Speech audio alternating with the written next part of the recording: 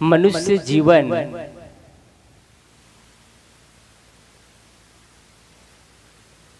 बड़े ही सौभाग्य से मिलता है।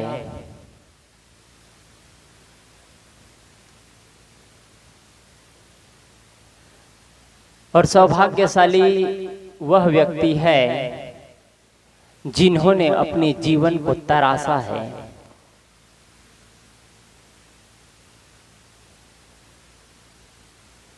जैसे तराशने के बाद में पत्थर का महत्व बढ़ जाता है, भगवान बन जाता है। जैसे तराशने के बाद में पानी का महत्व बन जाता है, डिस्टिल वाटर हो जाता है। जैसे तराशने के बाद में दूध का महत्व बढ़ जाता है, घी बन जाता है। जैसे तराशने के बाद में एक कंकड़ पत्थर की तरह दिखने वाले हीरे बेशकीमती हीरा बन जाता है।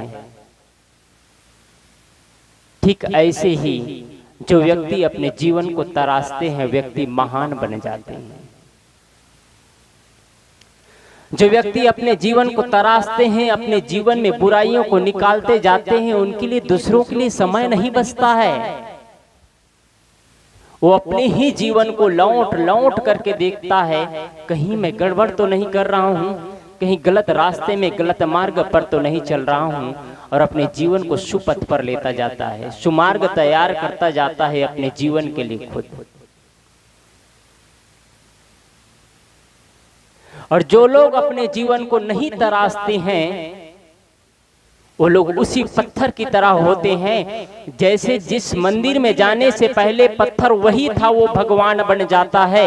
लेकिन एक वही पत्थर है जो तराशने के समय छीनी और हथौड़ी का चोट नहीं सहता है। वो पत्थर एक सीढ़ी में लगाने का काम आता है या फुटपाथ पर लगाने का काम आता है। जो व्यक्ति अपने जीवन को तराशने पर मुसीबत और मेहनत समझते हैं, वो व्यक्ति कैसे होते हैं? जैसे फुटपाथ पर पत्थर होता है और सीढ़ी पर पत्थर होता है, वैसे ही उस व्यक्ति की स्थिति होती है। और जो अपने जीवन को तराश लेते हैं, वही बुद्ध, कबीर, महावीर, ईसा, मोहम्मद जैसे महापुरुष बन जाते हैं। क्या हम अपने जीवन को तराशते हैं? क्या हम अपने जीवन को संवारते हैं? क्या हम मनुष्य जीवन पाकर के इस जीवन की सार्थकता बना पा रहे हैं कि बस बेडौल अनगढ़ पत्थर की तरह अपने जीवन को हम बर्बाद करते चले जा रहे हैं? जो तरासा वो महान बन गया, जो तरासा वो पूजनी बन गया। जिन्होंने अपने को तराशने में समय गुजारते गए, उस व्यक्ति के लिए दूसरों के लिए वक्त नहीं बचा। उस व्यक्ति के जीवन में दुख दर्द की विदाई हो गई। उस व्यक्ति के जीवन में शिकायत खत्म हो गया। वो व्यक्ति बादशाहत जीवन जीते हैं, अब बादशाह की तरह जीते हैं।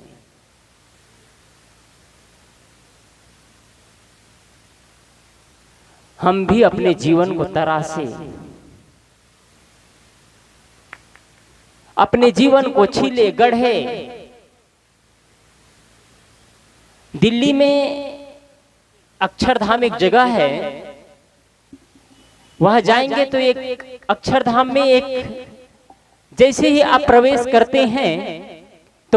करते हैं तो उसमें एक मूर्ति अपने ही शरीर को छील रहा है, छीनी और हथौड़ी से। एक व्यक्ति एक मूर्ति में स्थापित किया गया है कि अपने ही शरीर को छीनी और हथौड़ी से छील रहा है। इसका मतलब क्या होता है? हम अपने शरीर को छील दे छीनी और हथौड़ी से? ये नहीं है। हम अपने जीवन से बुराइयों को छीलते जाए, बुराइयों को हटाते जाए और महान व्यक्ति बन जाए। कम से कम अपने आप में संतोष तो महसूस होगा।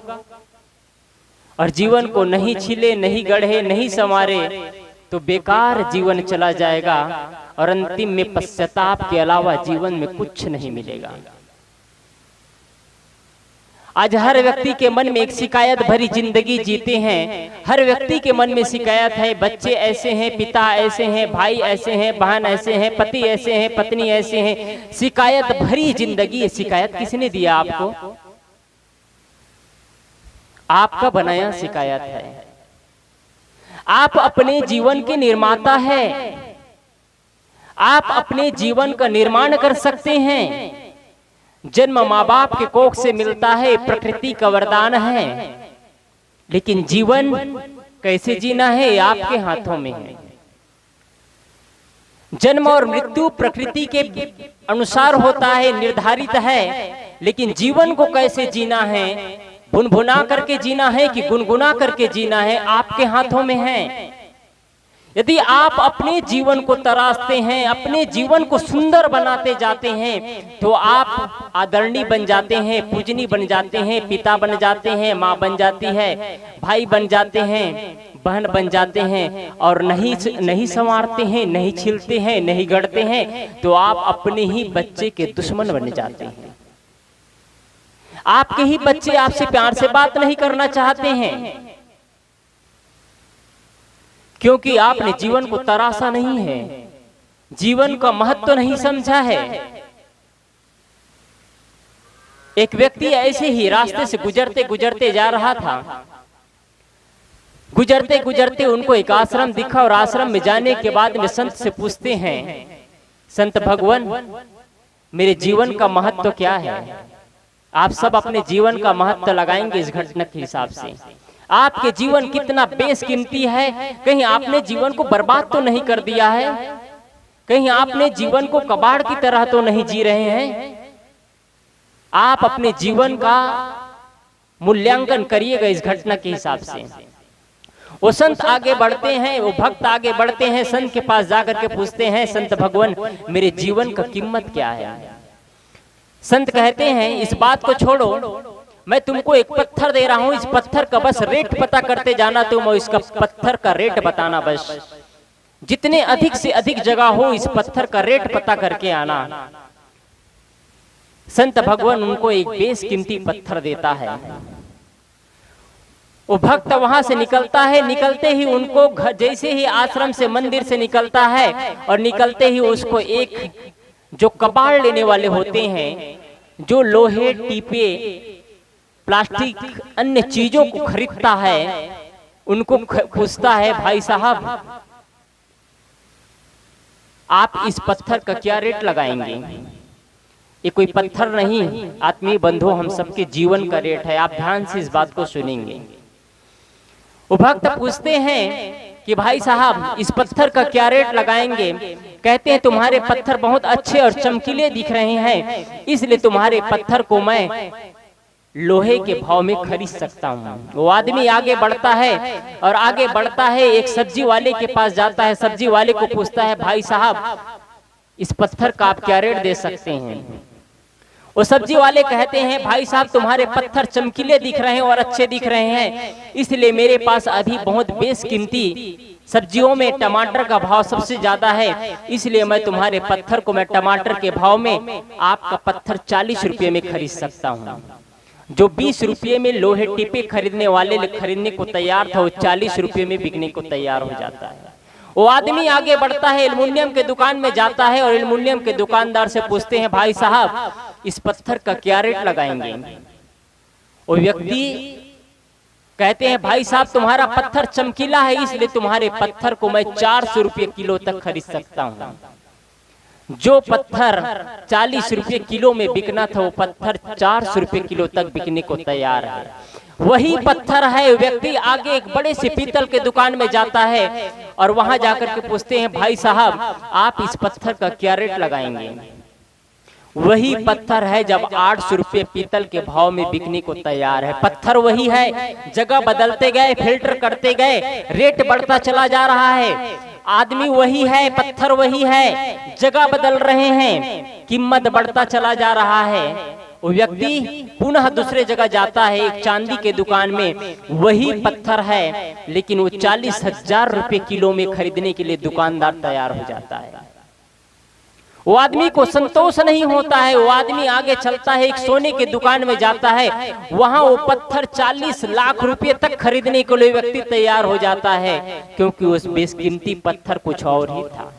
वो आदमी को संतोष नहीं होता है, वो आदमी और आगे बढ़ता है और आगे बढ़ता है कि हीरे के दुकान में जाता है, और हीरे के दुकान में जाने के बाद में वही पत्थर 4 करोड़ रुपए में भी खरीदने के लिए दुकानदार तैयार हो जाता है। वो आदमी को और संतोष नहीं हुआ।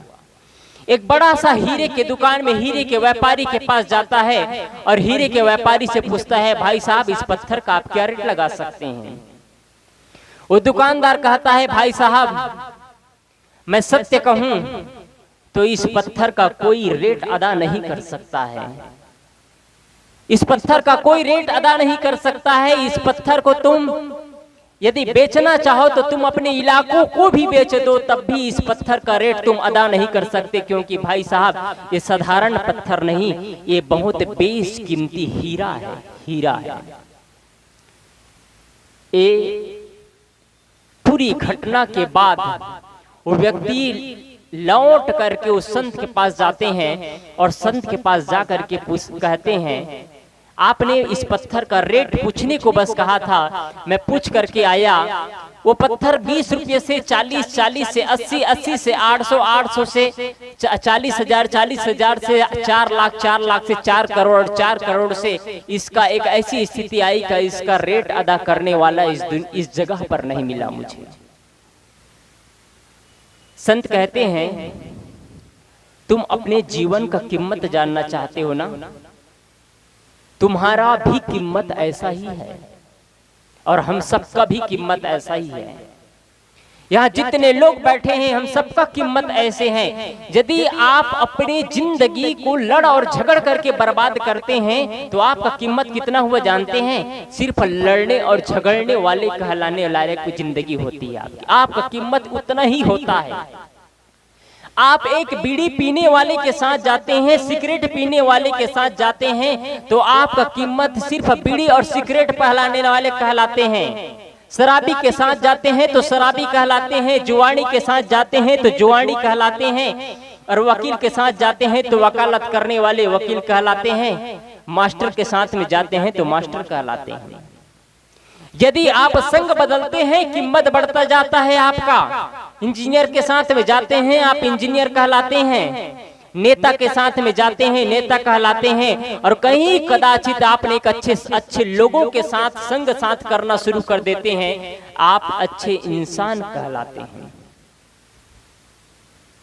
और यही करते करते आप कहीं अच्छा जीवन जीना शुरू कर देते हैं तो एक महान व्यक्ति कहलाते हैं। और बदलते बदलते आप अपने को फिल्टर करते करते जगह बदलते बदलते आप संत के साथ में चले जाते हैं तो भगवान कहलाते हैं। एक व्यक्ति 100 करोड़ रुपए के सोना पहनता है, उसकी कोई पूजा और आरती नहीं करता है आत्मीय बंधुओं, लेकिन कोई व्यक्ति 100 करोड़ क्या मात्र 100 रुपए के 50 रुपए की लंगोटी और साफी पहन लेता है, संत का वेश धारण कर लेता है, जीवन को तब्दील कर देता है, जीवन जीने की शैली बदल देता है। तो 100 करोड़ के सोना पहनने वाले के सामने वो 50 और 100 रुपए के कपड़े पहनने वाले संत भारी पहन जाते हैं। उसके सामने आदमी नतमस्तक होते हैं, उसकी आरती उतारते हैं, उसकी चरणों की वंदना करते हैं, उसका चरणोदक पीते हैं और व्यक्ति संत और महान बन जाते हैं। क्या आप अपने जीवन को तराशना चाहते हैं? क्या आप अपने जीवन को फिल्टर करना चाहते हैं? क्या आप अपने जीवन में प्रेम का संचार करना चाहते हैं? जीवन में खुशबू बिखेरना चाहते हैं अपने जीवन में, कि रोध होकर के जीवन जीना चाहते हैं, शिकायत भरी जिंदगी जीना चाहते हैं? ये निर्णय आपके हाथों में है। सबके पास हैसियत नहीं होती है कि अच्छे इमारत बना सके, अच्छे मकान बना सके। सबके पास हैसियत नहीं होती है कोई इंजीनियर मास्टर वकील बन जाए। लेकिन सबके पास हवसियत होती है, सबके पास वो तरकीबें होती है, सबके पास वो जीने का एक अंदाज होता है, सबके पास वो शक्ति है कि हर व्यक्ति महान बन सकता है, हर व्यक्ति अपने आप को महान व्यक्ति बना सकता है। आपके हाथों में। हम जीवन को बर्बाद कर देते हैं। क्यों बर्बाद करते हैं? क्योंकि हम जीवन के महत्व को नहीं समझते हैं। मैंने एक उदाहरण के माध्यम से कहा कि जितना ही आप जगह बदलते जाते हैं, महत्व बदलता जाता है, आपके जीने के तरीके बदलते जाते हैं, आपका महत्व बढ़ता चला जाता है और आप महान व्यक्ति बनते चले जाते हैं।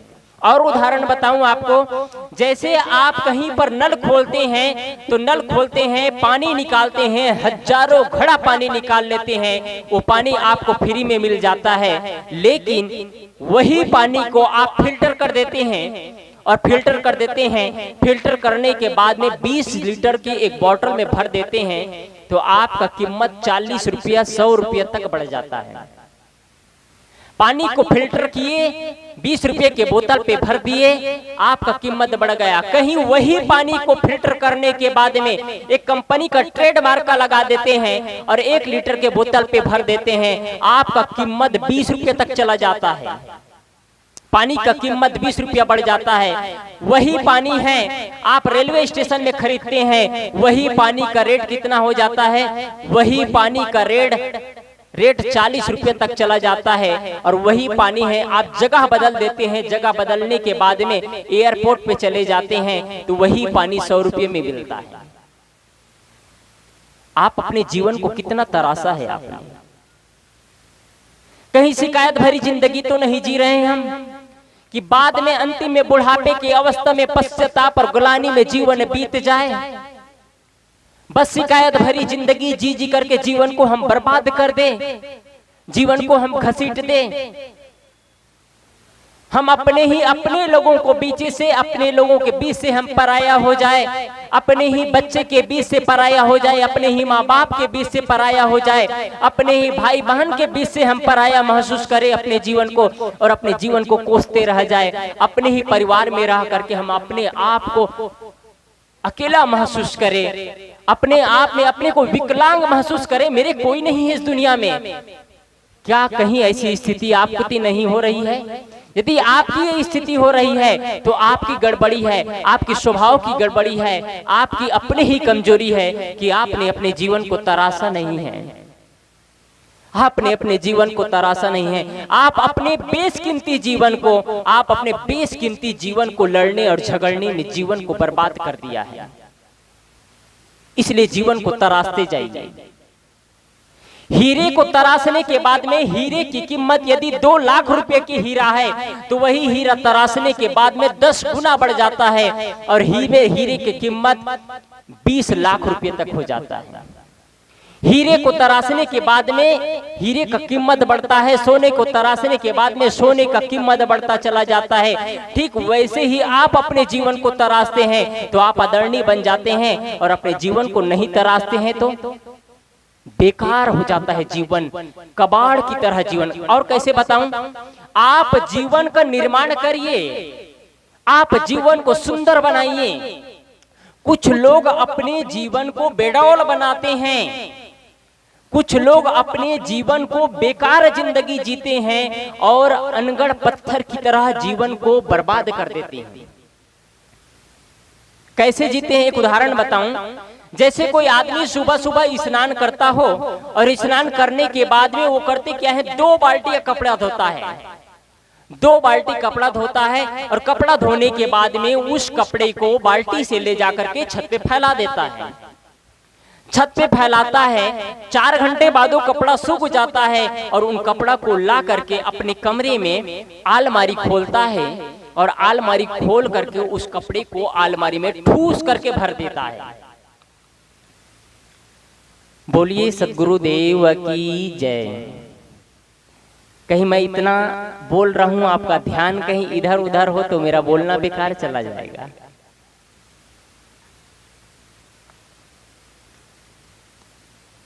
मैं कह रहा था कि आप जीवन को कैसे जीते हैं। एक आदमी कपड़ा धोया, कपड़ा फैलाया और कपड़ा सूखने के बाद में उस कपड़े को ला करके अलमारी खोलता है और अलमारी खोलने के बाद में ठूस करके भर देता है। कैसे ठूस करके भरता है? जैसे कोई पेरा को या भूसा को भर रहा हो वैसे ठूस करके उस कपड़े को भर देता है। एक आदमी करता है, वही कपड़े हैं, कपड़े को ला करके बिस्तर पर रखता है, प्रेस ऑन करता है या प्रेस ऑन नहीं भी करता है तो उन कपड़े को एक के बाद एक तह करके एक के बाद एक लाइन से सिस्टम से रखता जाता है और फिर अलमारी खोलता है। अलमारी खोलने के बाद में उसमें सिस्टम से रखता है। वो पुनः लौट करके खोल करके देखता है अलमारी को तो लगता है कपड़ा ठीक रखा है। लेकिन एक आदमी है, एक कपड़े को, अपने ही कपड़े को पैरा की तरह ठूस दिया है। उनको लगता है अरे ठीक नहीं लगा है। हम क्या करते हैं अपने जीवन को? पैरा की तरह ठूस देते हैं। कैसे ठूसते हैं? इतनी सुंदर वाणी मिली है लेकिन वाणी से ऐसे ऐसे शब्द, तीखे शब्द बोल। आज तीज का त्योहार है ना, याद रखेंगे। इतना सुंदर जीवन, इतना अच्छा जीवन मिला है, क्या आप इस तीज त्योहार को सफल बना पाएंगे? कोई सौभाग्यशाली व्यक्ति होगा इस तीज त्योहार को सफल बना ले। मात्र उपवास रहने से क्या तीज त्योहार सफल हो जाता है? क्या उपवास रहने से पति देव के लिए उम्र बढ़ जाती है? क्या उपवास रहने से मंगल कामना होता है? ये आपकी निष्ठा है। उपवास मत रहिए, मैं नहीं कह रहा हूं, उपवास रहिए, आपकी निष्ठा है तो, लेकिन इतना मात्र से पूरा नहीं होता है। कल जैसे मैंने कहा, मात्र अपने कोख से बच्चा पैदा कर देने से कोई मां नहीं बन जाती है, ठीक ऐसे ही उपवास मात्र होने से कोई पत्नी नहीं हो जाती है और कोई किसी के पति नहीं हो जाते हैं। तो फिर क्या है? उसको निभाना। ये बहुत बड़ी पीड़ा है, बहुत बड़ी हस्ती इसको उठा सकता है इस बीड़ा को, और कोई बिरले लोग होते हैं इसको उठा पाते हैं। आज तीज का त्योहार है, आज संकल्प ले कि मुझे जीवन में आज से नई क्रांति लाना है, मुझे जीवन में प्रेम का संचार बिखेरना है। बस मुझे नहीं उलझना है जीवन में किसी से, मुझे नहीं शिकायत भरी जिंदगी जीना है। क्या ये कर पाएंगे? अगर ये करेंगे तो लड़ाई झगड़ा किससे करेंगे? यदि प्रेम का जीवन जी लिए तो लड़ाई किससे करेंगे? प्रेम के जीवन यदि देरान जेठान में हो जाए तो लड़ाई नहीं करेंगे तो भोजन कैसे पचेगा? समस्या तो ये है। बदलिए जीवन को, बदलिए, प्रेम का जीवन जिए। ये मौसम इतना प्रकृति के द्वारा वरदान मिला है, सुंदर जीवन का निर्माण करिए। आप अपने पति देव के लिए आप लंबी उम्र की इच्छा करते हैं, अपने परिवार के लिए अच्छा तमन्ना करते हैं, अच्छी विचार सोचते हैं। इसके लिए आप जीवन जीने की शैली को बदल दीजिए, अपने व्यवहार को बदल दीजिए, अपने विचार को बदल दीजिए। अपने घर के माहौल बदल जाएंगे, आपके घर के माहौल बदल जाएंगे। एक घटना बताऊं आप सबके लिए, विशेष करके तीज त्योहार के लिए है। एक संत रास्ते से गुजर रहे थे, गुजरते गुजरते वो एक देखते हैं संत कि एक बुढ़िया माँ, करीब करीब 80 साल की बुढ़िया माँ, जिनकी अवस्था 80 साल थी, शरीर सिकन सा हो गया था। यदि चमड़ी इतना मुलायम सा सिकन सा हो गया था, यदि हाथ को ठीक से पकड़ा जाए तो उनकी चमड़ी छिल सकती थी, इस स्थिति थी। इतना नाजुक सा शरीर, बुढ़ापे में शरीर कमजोर होने पर एकदम नाजुक सा हो जाता है। उस बुढ़िया माँ को एक बहन बड़े प्यार से स्नान करा रही थी। उधर से संत गुजरते हैं और पूछते हैं, बेटी क्या तुम्हारी ये सासू माँ है? बड़े प्यार से स्नान करा रही हो। वो बहन बोलती है, महाराज जी मेरी सासू माँ नहीं बल्कि इससे बढ़कर के रिश्ता है। वो पुनः कहते हैं, तुम्हारी सासू माँ नहीं तो क्या तुम्हारी माँ है?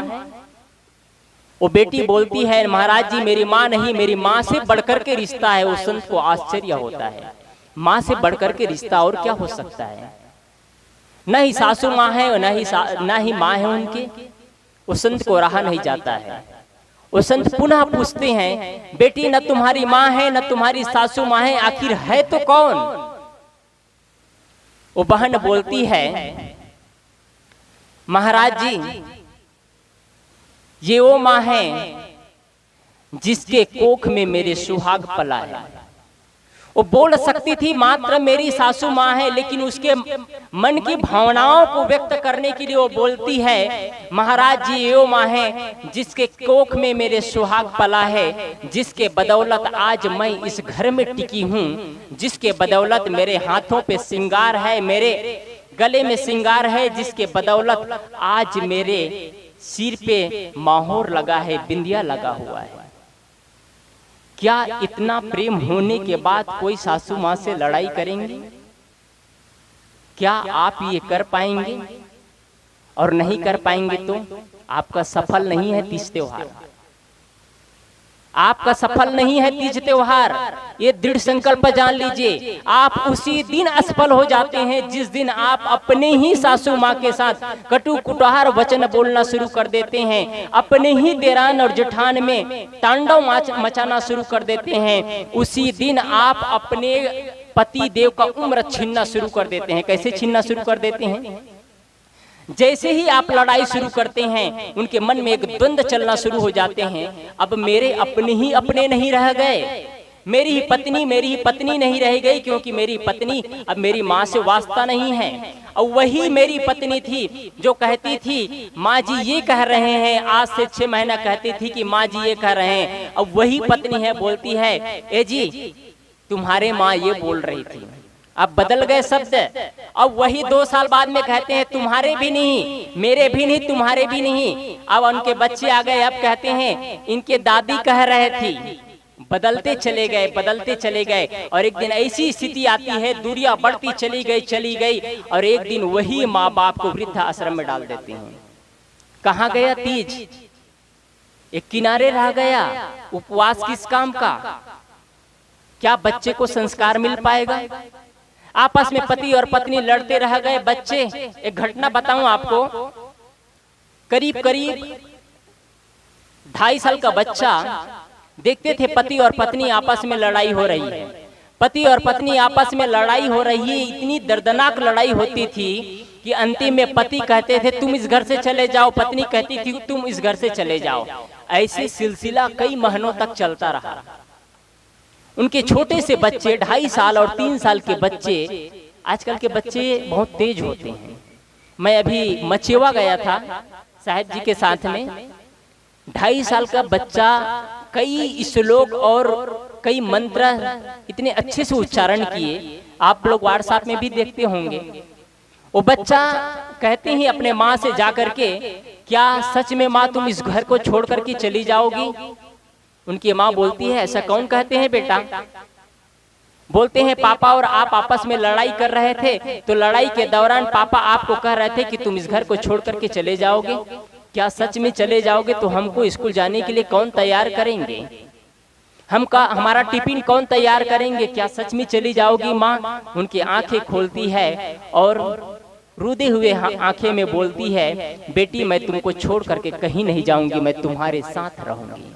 इतने में अपने पापा के पास जाता है, वही प्रश्न करती है वो बच्चे, और बच्चे प्रश्न करते हैं, कहते हैं क्या पापा सच में तुम इस घर को छोड़ करके चले जाओगे? यदि तुम इस घर को छोड़ करके चले जाओगे तो हमको स्कूल कौन ले जाएंगे, स्कूल से कौन लाएंगे? उसकी आंखें खुलती है, बेटा मैं तुमको छोड़ करके कहीं नहीं जाऊंगा। जीवन को बर्बाद कर देते हैं, जीवन को बर्बाद कर देते हैं। आज आप सबको सुंदर अवसर मिला है प्रकृति की ओर से, सौभाग्यशाली हैं। आपका तन अच्छा है, मन अच्छा है, विचार अच्छा है, जीने की शैली अच्छे हैं। आपके पास घर है, मकान है, कपड़े हैं, बीबी है, बच्चे हैं, धन है, दौलत है। बहुत से लोग हैं जो बेचारा सत्संग सुनना चाहते हैं लेकिन चल करके यहाँ तक नहीं आ सकते हैं क्योंकि बेचारे के पास पैर नहीं है। बहुत से लोग हैं सत्संग सुनना चाहते हैं लेकिन यहाँ तक नहीं आ सकते क्योंकि बेचारे आंख से देख नहीं सकते हैं, कान से सुन नहीं सकते हैं। बहुत से लोग हैं जिनके पास रहने के लिए छाया नहीं है, मकान नहीं है, एक झोपड़ी बना करके अपना जीवन काटते हैं। उनका जीवन पूरा गुजर जाता है कमाने और खाने में, जिंदगी पूरा व्यस्त हो जाता है और अपने जीवन की कमाई नहीं कमा पाता है, अपने जीवन में कुछ निर्माण नहीं कर पाता है, अपने जीवन का विकास नहीं कर पाता है, अपने जीवन को फिल्टर नहीं कर पाता है और अपने जीवन को तराश नहीं पाता है, और वैसे ही जीवन जी जाते हैं जैसे अनगढ़ पत्थर की तरह होते हैं, और अनगढ़ पत्थर का कोई मूल्य नहीं होता है। एक सिंपल सा पत्थर होता है, पत्थर को तराशने के बाद में एक पत्थर जो छीनी और हथौड़ी का चोट सहता है, वह पत्थर भगवान का रूप बन जाता है, और जो पत्थर छीनी और हथौड़ी का चोट नहीं सहता है, वह पत्थर पैरों में कुचलने का काम आता है। वही पत्थर से आदमी पैर रख करके मंदिर भगवान के दरवाजे तक जाता है। ये एक पत्थर की घटना नहीं है, ये हम सब की घटना है। इसलिए आप सब तीज त्योहार को सफल बनाइए, एक सुंदर माँ बनिए, सुंदर ससुर जी बनिए, सुंदर सासू माँ बनिए, सुंदर देरान बनिए, सुंदर जेठान बनिए, जीवन का निर्माण करिए। आप ये लड़ने झगड़ने में जीवन को बर्बाद मत करिए। आज बेशकीमती जीवन मिला है, आप लड़ते हैं, कल साहब जी कह रहे थे, आप लड़ते हैं, 3 पीढ़ी को बर्बाद करते हैं आप। कहीं ऐसा तो नहीं आपके साथ भी हो रहा है? छोटी छोटी संपत्ति को ले लड़ते लगे झगड़ते, यदि जीवन को बर्बाद कर दिए तो जीवन में कुछ नहीं कमाया आपने, कुछ नहीं कमाया। सदगुरु कबीर साहब कहते हैं, संग चले सो धन है, संतो छूट जाए सो माया, करो तैयारी ऐसे धन की जो आगे होए सहाया। क्या आप ऐसे धन की तैयारी कर रहे हैं? आपके पास ऐसा कोई धन नहीं है बुढ़ापे में जो आपके काम आए। मैं कल भी कहा था कि आप बच्चे के जीवन का निर्माण करिए, आप बच्चे को अच्छा संस्कार बनाइए, अच्छे संस्कार दीजिए। और अच्छे संस्कार ने साहब ने कहा कि बच्चे सेविंग अकाउंट है, और मैं इसको दूसरे शब्दों में कहूं तो बच्चे आपके बुढ़ापे की लाठी है। साहब ने कहा कि बच्चे सेविंग अकाउंट है, और दूसरे शब्द में कहा जाए तो बच्चे आपकी बुढ़ापे की लाठी है। यदि आपने बच्चे को आज अच्छा संस्कार दिया है, उनको प्रेम से संचित किया है, प्रेम से लबालब किया है, उनके अंदर आदमियत भरा है, इंसानियत भरा है, तो आपके बच्चे आपके बुढ़ापे में काम आएंगे। और यदि आपने ये चीज नहीं भरा है तो आपके बुढ़ापे की लाठी कमजोर है, कभी भी टूट करके बिखर सकता है, कभी भी टूट करके बिखर सकता है आपकी बुढ़ापे की लाठी। आपके बुढ़ापे की लाठी एक लाठी ही नहीं है, आपकी बुढ़ापे की लाठी एक बांस का डंडा नहीं है। आप उसको बुढ़ापे की लाठी मत समझना, वो तो आपकी शरीर की लाठी है वो। लेकिन आपकी बुढ़ापे अवस्था में जो काम दे, एक ऐसी मजबूत लाठी तैयार करिए, वो आपकी बुढ़ापे की लाठी आपके बच्चे होंगे, आपके बच्चे होंगे, तभी आप सुंदर जीवन जी पाएंगे। यदि आज आप अच्छे संस्कार देते हैं तो आगे चल करके वही बच्चे आपका सम्मान देंगे, वही बच्चे आपका सम्मान करेंगे, और उनको गर्व होगा कि मैं एक ऐसे माँ बाप के कोख से जन्म लिया हूँ। और आपको गर्व हो गया, मैं धन्य हो गया, एक ऐसे बच्चे को जन्म दिया जो मेरे बुढ़ापे में आज मेरे साथ अंग संग है, मेरे काम दे रहे हैं। तो तीज त्योहार की असली सफलता आपके जीवन में प्रेम की संचार हो, आपका जीवन प्रेम से लबालब भरा हो। कभी कभी छोटे छोटे चीजों के लिए हम लड़ते झगड़ते जीवन को बर्बाद कर देते हैं। 2-2 4-4 पैसे के लिए, 2-2 4-4 रुपये के लिए, 1-1 डिसमिल जमीन के लिए, 1-1 इंच जमीन के लिए लड़ करके झगड़ करके जीवन को पूरा लड़ाई का केंद्र बना लेते हैं, और जीवन में हमको हासिल लायक कुछ भी नहीं मिलता है, कुछ भी नहीं मिलता है। अंतिम में पश्चाताप और गलानी करते चले जाते हैं। और इसी तरह आप अपने जीवन को तराशते जाइए। आपका जीवन का कीमत मैंने बताने का प्रयास किया कि आपका जीवन कितना बेशकीमती है। 100 करोड़ का गहना पहना हुआ हो, उसके सामने भी आपका कीमत उससे भी भारी मजबूत और उससे भी भारी महंगा आपका जीवन है। आप अपने जीवन को तराशे और सुंदर जीवन का निर्माण करें। मैंने आप सबके बीच में कुछ देर तक कहने का प्रयास किया। अब हमारे बीच में परम पूज्य और साहिब जी विराजमान हैं।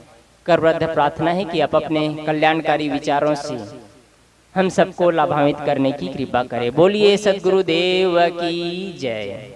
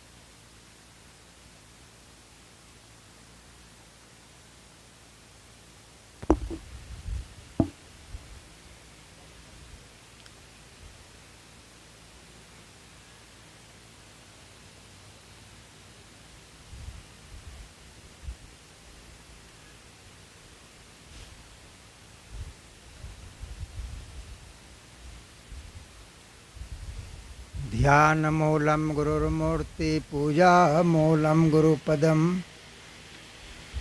मंत्र मूलम गुरुर्वाक्य मोक्ष मूलम गुरुकृपा गुरुर्देवो गुरुर्धर्मो गुरुर्निष्ठा परम तप गुरु परतरम नास्ति नास्ति तत्वम गुरु परम। बोलिए सतगुरुदेव की जय, संत समाज की जय, सभी श्रोता बंधुओं की, माता बहनों की जय। आज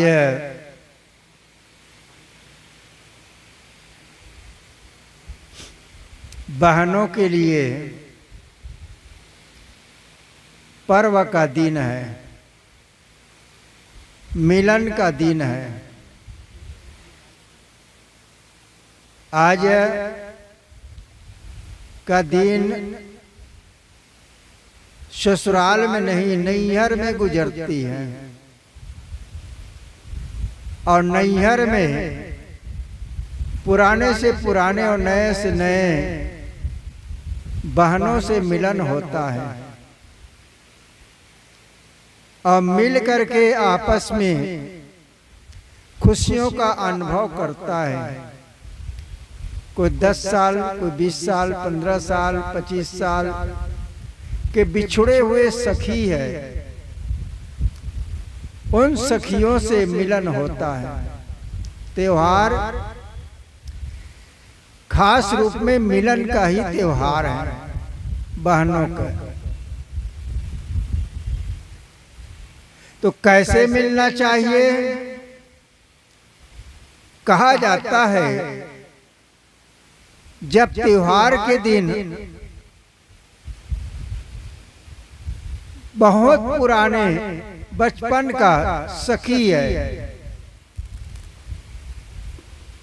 10-20 वर्षों के बाद आती है, सोचती है कि मैं अपनी सखी से जाकर के मिल लूं। वह जाती है जिस घर में, उस घर के सखी को देखती है और उस घर वाली सखी है उस बहन को देखती है। जैसे देखा चार मिले, चार मिल जाता है। बहन तो 2 है, एक आने वाली सखी है, घर के सखी है, लेकिन 4 मिले, 4 मिल गया। जैसे 4 मिलता है वैसे 64 खिले, 64 खिल जाता है। वैसे ही रहे 20 कर जोर, 20 कर जोर करके अंगुली है मिल जाती है और निकट होने पर दोनों का प्रेम उमड़ पड़ता है।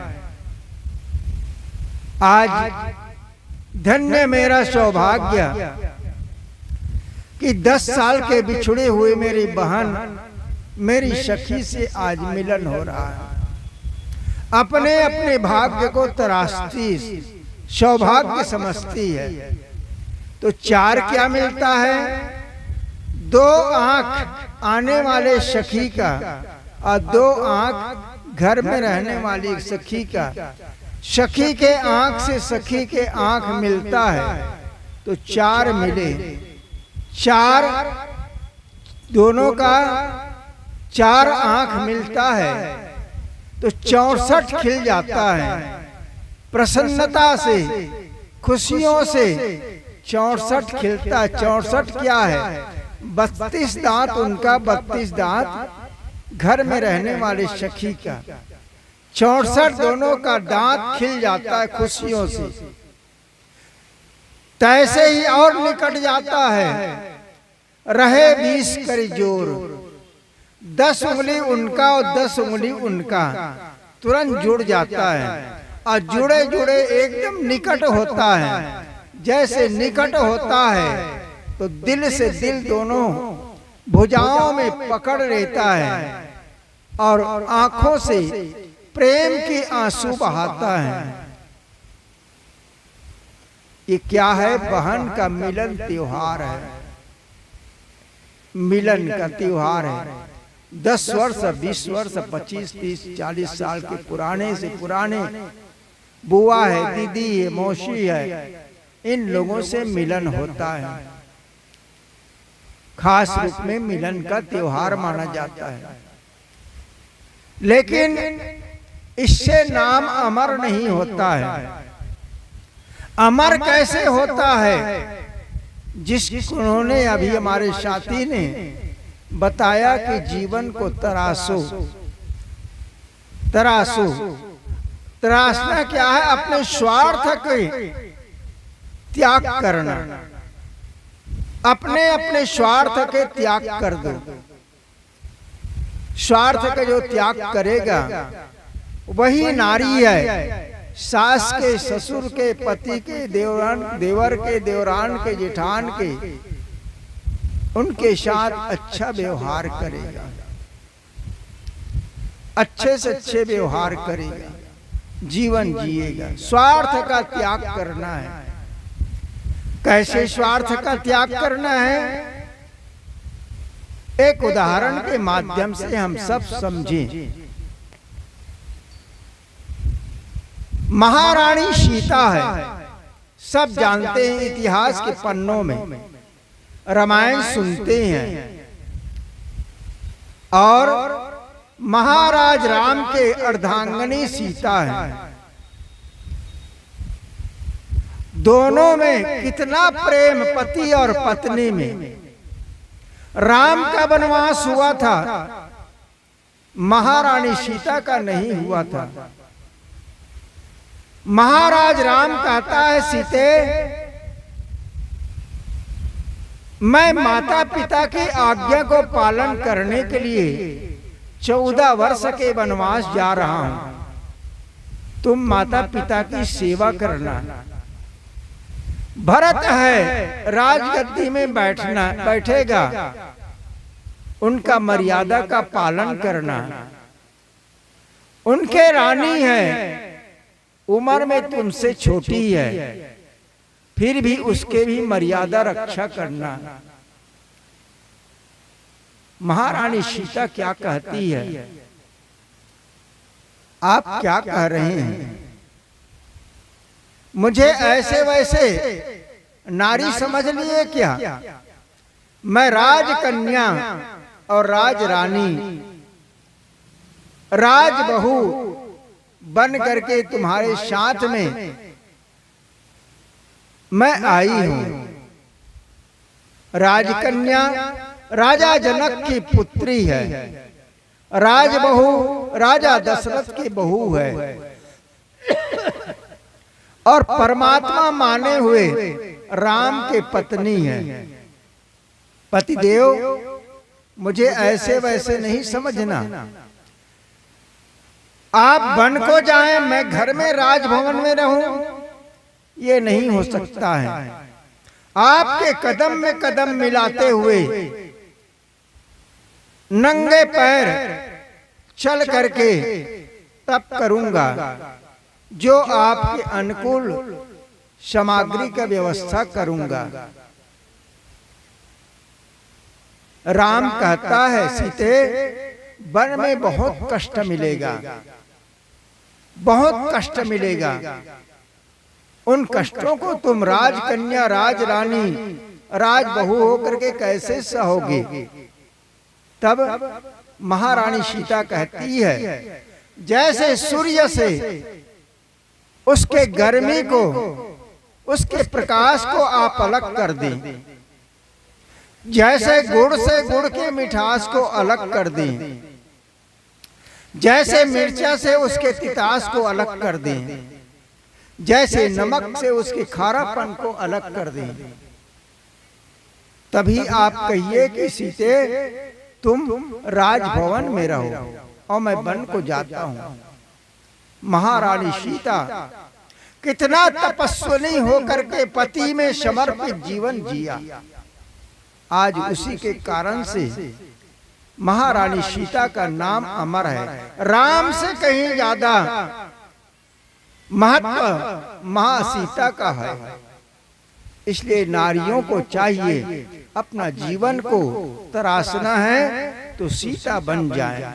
महारानी सीता सास ससुर में, देवरान जेठान में, पति में सब कुछ समर्पित होकर के जीवन जी। दूसरा है शैव्या। शैव्या कहते हैं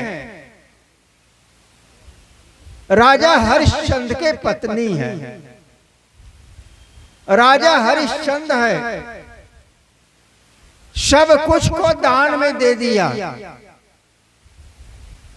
और दान में देने के बाद पत्नी को भी बेच दिया, अपने को भी बेच दिया। लेकिन पत्नी शैव्या है, पति धर्म को पूरा जीवन में निभाई। आज उसके कारण से शैव्या के भी नाम अमर है। तीसरा है सावित्री। सावित्री कहते हैं सत्यवान की पत्नी है। सत्यवान धूमसेन के पुत्र है और सावित्री है अश्वपति के पत्नी बेटी है। अश्वपति के बेटी है और सावित्री तो दोनों का जो देखा युवावस्था, नारद ने देखा, धूमसेन से कहता है राजा साहब आपकी बेटी जवान हो चुकी है, शादी योग्य हो चुकी है, इनका शादी कब करेंगे? अब आपके कोख में रहने शक्ति है। सावित्री के पिता धूमसेन कहता है कि मैं सावित्री को कह चुका हूं, तुम अपना वर खोज लो। उन्होंने सावित्री के पास में आती है। सावित्री पिता और नारद भगवान के पास में आती है। नारद भगवान देख करके कहता है बेटी तुम्हारा वर मिल गया? उन्होंने कहा कि हाँ मिल गया। कौन है? धूमसेन के पुत्र सत्यवान है। नारद भगवान देखता है सत्यवान 1 महीना के अंदर में, महीना के पूरा होते होते उसका मौत हो जाएगा। तुम ऐसे जिस राजकुमार का मौत हो जाए ऐसे पति का वरण मत करो। सावित्री कहती है मैं एक बार वरण कर चुका हूं, एक बार ही होता है। कहा जाता है पुरुष वचन, मर्द का वचन एक बार निकलता है। और कदली कहते हैं केला को, केला का फल एक ही बार होता है। सिंह का गमन एक ही बार होता है, एक ही संतान पैदा करता है। उसी प्रकार से भगवान मैंने पति चुन लिया, चाहे वो मर जाए, मृत्यु हो जाए, लेकिन मेरा विवाह सत्यवान के साथ ही होगा। सत्यवान और सावित्री का विवाह हो गया। कथा बहुत लंबा है, कहने का समय नहीं है। विवरण पूर्वक दोनों का शादी हो चुका है। सत्यवान के पिता धूमसेन राज से निकाल दिया गया था और उसके आंखों में, उसके माता और पिता दोनों के आंख को फोड़ दिया गया था। राज में तप, जंगल में तप कर रहे थे, कुटिया बना करके सत्यवान है और वहीं जाता है। सावित्री कहती है ये राज, ये शोभा नहीं देगा क्या? राज का जो श्रृंगार है, वस्त्र आभूषण है, सब कुछ को निकाल करके बक्सा में रख देती है और तपस्विनी बन जाती है, सास ससुर की सेवा करती है, पति के कदम में कदम मिला करके चल जीवन जीती है। आगे चल करके सावित्री को पता है मेरे पति का मौत कब होगा, कब होगा। अब 3 दिन बाकी है, आज कल परसों, तीसरा दिन में उसका मौत होगा। सावित्री है पति के में समर्पित होकर के व्रत शुरू कर दिया 3 दिन का। आप लोग तीजा रहते हैं, तीजा रहती हैं। कल दिन भर शाम को रात तक से खाए हैं और सुबह आज कुछ न कुछ जल जलपान करते रहे। कोई कोई होता है जो तीजा के दिन बिल्कुल निराहार रहे और रात्रि में पारण करे, ऐसा कोई बिरले होता है। तीजा के मतलब है दूसरे दिन ही पारण करना। तो सावित्री 3 दिन तक व्रत रहने के संकल्प लिया, मेरे पति का परसों मौत हो जाएगी। सावित्री के सास ससुर समझाते हैं, बेटी इतना कठोर तप मत करो, कुछ भी नहीं खाना पीना, पानी भी नहीं पीना, निर्जला निराहार 3 दिन तक तप किया। तीसरा दिन होता है, पति है उसके सत्यवान है, कहा जाता है जंगल में लकड़ी लाने के लिए। सावित्री वह भी पति के साथ जाने के लिए तैयार हो जाती है, क्योंकि आज पति का मौत है। तैयार हो जाती है तो सत्यवान कहता है, सावित्री तुम 3 दिन से भूखे हो, व्रत चल रहा तुम्हारा, मत जाओ, चलने की हिम्मत नहीं होगी, कहीं गिर जाओगी तो, और माता पिता की देखभाल कौन करेगा। सावित्री कहती है, मेरे लिए माता पिता सास ससुर तो सब कुछ है, लेकिन उससे बढ़ करके आपका जीवन है, आपके साथ चलूंगी। खाई 3 दिन से भूखा है, सावित्री अपने सत्यवान पति के साथ चल देता है और चल करके जंगल में उसके पति लकड़ी काट रहा है। जब लकड़ी काट रहा है उसी समय पीछे से सन सन सन सन करते हुए एक नाग आता है और सत्यवान के पैर को डस देता है। वो नाग नहीं है, यमराज है। यमराज आया, उसके आत्मा को निकाल लिया। सावित्री अपने जंघे में सत्यवान के सिर को रख दिया और बिल्कुल पति में समर्पित होकर के ध्यान करने लगी, ध्यान में मग्न हो गई। उसी समय यमराज आता है, सावित्री तुम्हारा तप को देख करके मैं प्रसन्न हूं, खुश हूं, तुम्हें जो वर मांगना है मांग लो। वर में बहुत कुछ मांगता है, अनेक वर मांगता है, बार बार हार जाता है। कौन? यमराज है। अंतिम में अपने पति को जिला करके ही रहा, पति के श्वास अंतिम थी। तो इस प्रकार से सावित्री के तरह हम तीजा रहें और 3 से अपना जीवन को निर्मल बनाएं, तन मन वचन तीनों को शुद्ध करें और पति परिवार सास ससुर में समर्पित होकर के जीवन जिए, तभी हमारा तीजा रहना सार्थक है। तीसरा हुआ। चौथा है गंधारी। गंधारी कौन है?